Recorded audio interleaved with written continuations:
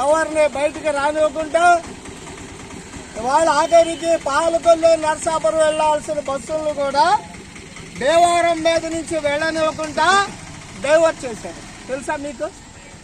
అటు నుంచి ఇటు వచ్చే బస్సులు కానీ ఇటు నుంచి అటు వచ్చే బస్సులు కానీ దేవారం మీద నుంచి రావడంలో ఊరు దాటి 10 కిలోమీటర్ల అవతల మీద వస్తుంది.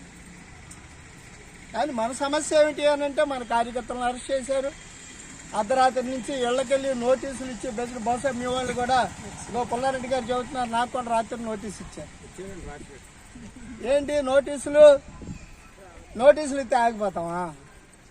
హామీ ఇచ్చేశాడు, అమలు జరపమని అడిగితే మాట్లాడు.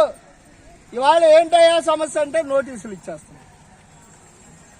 బహుశా జగన్మోహన్ రెడ్డికి తెలియదేమో, అంగన్వాడీ వాళ్ళు గుర్రాలకి లాఠీలకి జైళ్ళకి భయపడలేదు. ఏదో నోటీసులు ఎంతండి, వీటికి ఏమైనా ఆగిపోతాం మనం?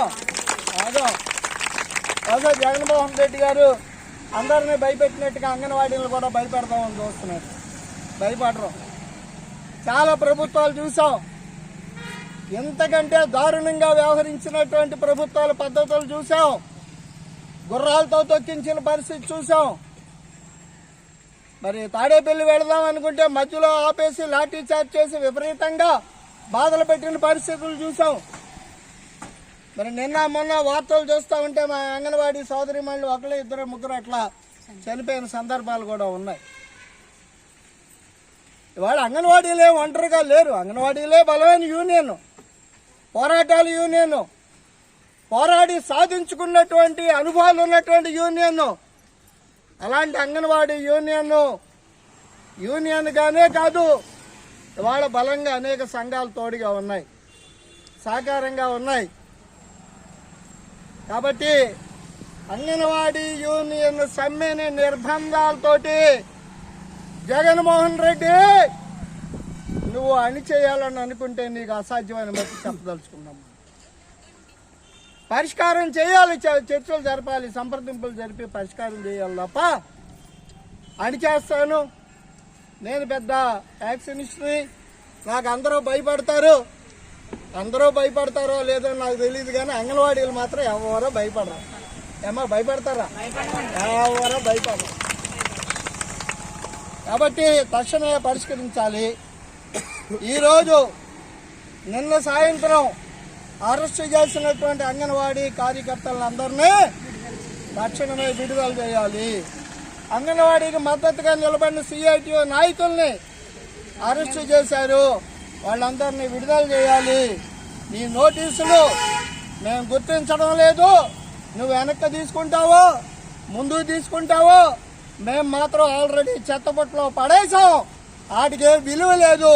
కాబట్టి నీ అరెస్టుల నుంచి కార్యకర్తలందరినీ విడుదల చేయాలి అని చెప్పి మనం డిమాండ్ చేస్తాం.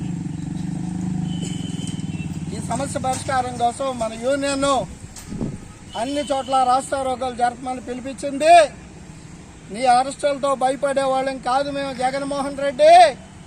నీ అరెస్టులతో మమ్మల్ని ఎవరిని భయపెట్టాలనుకుంటే మాత్రం అది అసాధ్యం అని చెప్పి చెబుతూ మనం రాస్తారోకోలు చేయాలని చెప్పేసి నిర్ణయించారు.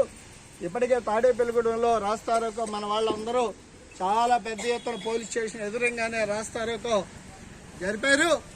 ఆ రూపంలో ఆ రాస్తారోకో పూర్తయిన తర్వాత నేను ఇక్కడికి వచ్చాను.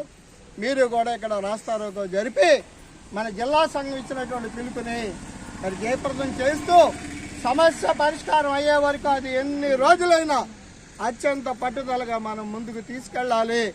ఇది మనందరికీ ఒక అగ్ని పరీక్ష. ఆ రూపంలో పట్టుదలగా సమ్మెని నిర్వహించాలని.